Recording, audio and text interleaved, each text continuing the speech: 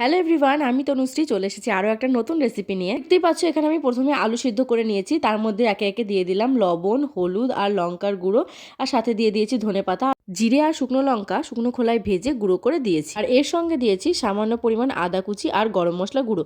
এই সব কটা উপকরণ দিয়ে ভালোভাবে আলুটাকে মেখে নিয়েছি। এদিকে সামান্য কালো জিরে আর তেল দিয়ে ভালোভাবে ময়দাটাকে মেখে নিয়ে সুন্দর করে একটা রুটির আকারে বেলে নিয়েছি। ওপর দিয়ে আলু মাখাটা দিয়ে ওপরে আরও একটা রুটি দিয়ে ভালোভাবে ধারগুলো মুড়ে নিয়েছি।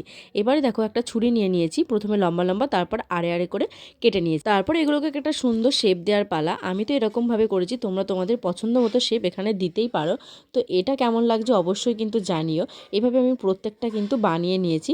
আর ওদিকে দিয়ে দিয়েছি কড়াইতে তেল গরম হতে। তেল গরম হয়ে গেলেই এগুলোকে একে একে তেলের মধ্যে ছেড়ে দেব, আর উল্টে পাল্টে কয়েক মিনিট ভালোভাবে নাড়াচাড়া করে ভেজে নেব।